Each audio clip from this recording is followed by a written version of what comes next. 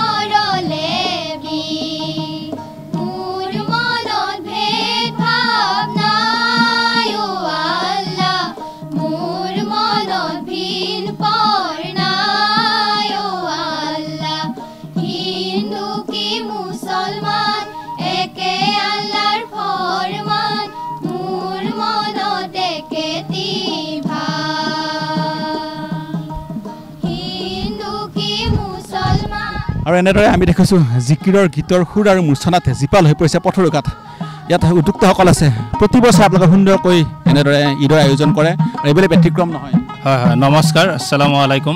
আমি প্ৰতি বছৰে দৰঙৰ ইতিহাস প্ৰসিদ্ধ পথৰ ঘাটত ঈদ উল ফিতৰ আৰু ঈদ উল জোহাৰ দুয়োটা ঈদতে শংকৰদেৱৰ আদৰ্শৰে অনুপ্ৰাণিত হৈ আজান ফকীৰে যি অসমত জিকিৰৰ মাধ্যমেৰে অসমীয়া জাতিক একতাৰে বান্ধি থৈ গৈছে, সেই জিকিৰৰ কালজয়ী জিকিৰ আমি পৰিৱেশন কৰি আমি আজি পবিত্ৰ দিনটোত আমি এইদৰে বাৰ্তা বিয়পাবৰ কাৰণে চেষ্টা কৰিছোঁ। আৰু আমাৰ এই জিকিৰৰ দলটোত হিন্দু মুছলমান উভয় সদস্যই অংশগ্ৰহণ কৰিছে শিল্পীসকলৰ। আমি আপোনালোকৰ মাধ্যমৰ জৰিয়তে এক সমন্বয় বাৰ্তা দিয়াৰ প্ৰচেষ্টা গ্ৰহণ কৰা হৈছে আৰু পথৰ সমন্বয় গোষ্ঠীয়ে প্ৰতি বছৰে এনেদৰে জিকিৰ অনুষ্ঠান আয়োজন কৰে আৰু ঈদৰ দিনটোত এনেদৰে জিকিৰৰ সুৰেৰে মূৰ্ছনাৰে মুখৰিত হৈ থাকে। মই আপোনাৰ ওচৰলৈ যাম। দেখা হৈছে যে আজি পবিত্ৰ ঈদ আৰু ঈদৰ দিনা এনেদৰে জিকিৰৰ সুৰেৰে মূৰ্ছনা দিয়া পৰিছে আৰু আপোনাক নিজে অংশগ্ৰহণ কৰিছে। নমস্কাৰ। ঈদ উল ফিতৰ তাৰ অৰ্থটো হ'ল আনন্দৰ উৎসৱ। কিহৰ আনন্দ এইটো? এমাহ ব্ৰত উপবাসে থকা ব্ৰতৰ আনন্দ। কিহৰ আনন্দ এইটো? এইটো সমন্বয়ৰ বতৰা দিব পৰা এটা উৎসৱ, সেইটো তাৰ এটা মাধ্যম। আৰু কিহৰ আনন্দ? এইটো দুখীয়াক দান দিব পৰা এটা প্ৰথা, তাৰ আনন্দ। নিশ্চয়কৈ। আৰু এনেদৰে দেখা গৈছে যে ভিন্নজন আহি এই অনুষ্ঠানত অংশগ্ৰহণ কৰিছে আৰু হিন্দু আৰু ইছলাম ধৰ্মী উভয় সম্প্ৰদায়ৰ লোকে এনেদৰে ঈদৰ যি আনন্দ, সেই ঈদৰ আনন্দত একেলগে সমন্বয়েৰে এক বাৰ্তা দিয়াৰ প্ৰয়াস গ্ৰহণ কৰিছে।